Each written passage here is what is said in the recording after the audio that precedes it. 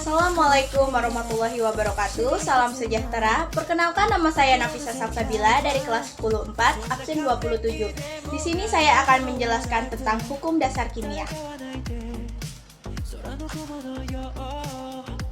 Adapun materi yang akan dibahas yaitu macam-macam hukum dasar kimia, pengertian hukum dasar kimia, sejarah hukum dasar kimia, bunyi hukum dasar kimia, dan kesimpulan. Yang pertama, macam-macam hukum dasar, yaitu hukum Lavoisier, hukum Proust, hukum Dalton, hukum Gay-Lussac, dan hukum Avogadro.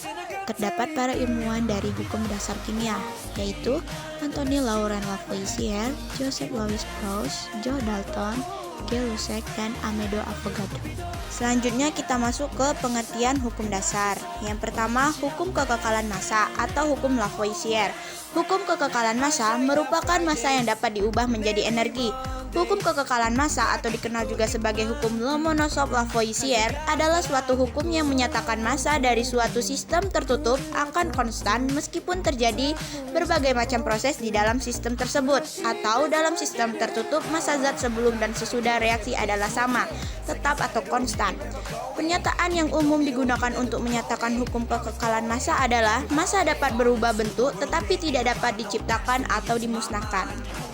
Adapun sejarah hukum kekekalan massa diformulasikan oleh Anthony Lavoisier pada tahun 1789. Oleh karena hasilnya ini, ia sering disebut sebagai bapak kimia modern. Sebelumnya, Mikhail Lomonosov 1748 juga telah mengajukan ide yang serupa dan telah membuktikannya dalam eksperimen tersebut. Sebelumnya, kekekalan massa sulit dimengerti karena adanya gaya Booyan atau gaya apung atmosfer bumi. Setelah gaya ini dapat dimengerti, hukum kekekalan massa menjadi kunci penting dalam mengubah alkemi menjadi kimia modern. Contoh hukum Lavoisier. Berikut penjelasan sederhana yang dapat digunakan untuk memahami hukum Lavoisier. Reaksi pembentukan air 2H2 ditambah O2 ditambah 2H2 dalam molekul H2O. Semua atom H berawal dari molekul H2 yang bereaksi, dan semua atom O berasal dari O2 yang bereaksi. Massa H2 yang bereaksi sama dengan massa H dalam H2O. Massa O2 yang bereaksi sama dengan massa O dalam H2O. Massa H2 ditambah O2 yang bereaksi sama dengan massa H2O yang terbentuk. Massa preaksi atau yang bereaksi massa produk yang terbentuk. Adapun bunyi hukum Lavoisier yaitu massa total zat sebelum reaksi sama dengan massa total setelah zat reaksi. Jadi kesimpulannya adalah hukum Lavoisier dapat dinyatakan lebih jelas sebagai berikut. Dalam reaksi kimia, 1. Jumlah massa zat yang berubah atau bereaksi menjadi produk reaksi sama dengan jumlah zat produk yang terbentuk. 2. Jumlah atom-atom sebelum reaksi sama dengan jumlah atom-atom sesudah reaksi. 3. Massa zat sebelum dan sesudah reaksi adalah sama. 2. Hukum perbandingan tetap atau hukum Proust. Dalam kimia, hukum perbandingan tetap atau hukum Proust diambil dari nama kimiawan Prancis Joseph Proust adalah hukum yang menyatakan bahwa suatu senyawa kimia terdiri dari unsur-unsur dengan perbandingan massa yang selalu tepat sama. Dengan kata lain, setiap sampel suatu senyawa memiliki komposisi unsur-unsur yang tetap. Misalnya, air terdiri dari 8/9 massa oksigen dan 1/9 massa hidrogen. Bersama dengan hukum perbandingan berganda atau hukum Dalton, hukum perbandingan tetap adalah hukum dasar stoikiometri. Sejarah hukum perbandingan tetap. Perbandingan tetap pertama kali dikemukakan oleh Joseph Proust setelah serangkaian eksperimen pada tahun 1797 dan 1804.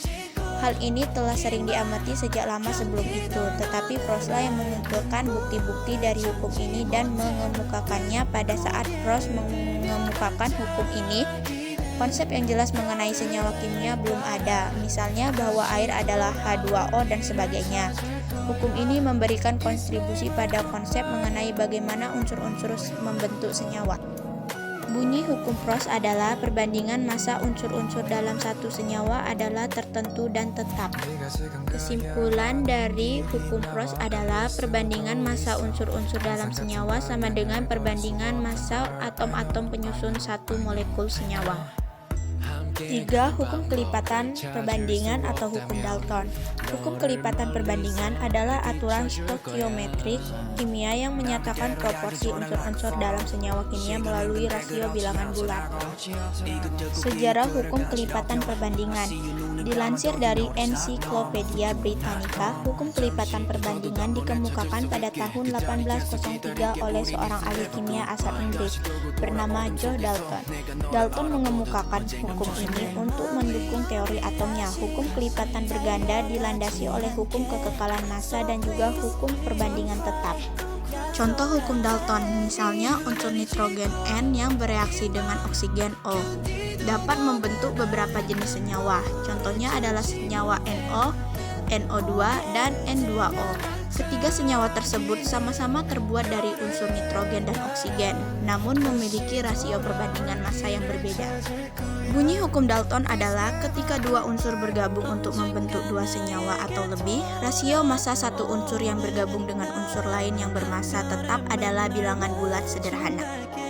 Kesimpulan dari hukum Dalton adalah artinya dua unsur kimia yang berbeda dapat membentuk beberapa jenis senyawa dengan rasio perbandingan massa yang merupakan bilangan bulat. 4. Hukum perbandingan volume atau hukum Gay-Lussac. Hukum perbandingan volume atau hukum Gay-Lussac adalah sebuah hukum kimia yang menyatakan bahwa sejumlah gas yang direaksikan dengan volume konstan atau tetap akan berbanding lurus dengan nilai suhunya. Sejarah hukum perbandingan volume. Perjalanan Joseph Gay-Lussac untuk menemukan hukum ketetapan volume ini dimulai pada tahun 1802. Pada tahun tersebut, ahli kimia asal Prancis ini menemukan hukum pemuaian gas oleh panas. Selanjutnya, pada tahun 1805 bersama dengan Alexander van Humboldt, Joseph Gay-Lussac mempelajari tentang reaksi antara gas hidrogen dan oksigen dengan bantuan bunga api listrik. Mereka menemukan bahwa 200 bagian gas hidrogen tepat bereaksi dengan 100 bagian gas oksigen membentuk uap air. Pada tahun tersebut, Joseph Gay-Lussac belum berhasil menemukan hukum ketetapan volume meskipun sudah melakukan lebih dari satu percobaan.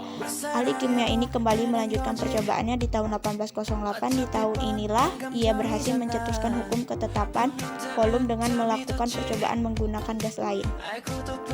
Contoh hukum Gay-Lussac. Berikut contoh perbandingan volume reaksi-reaksi pada gas kondisi suhu dan tekanan yang sama.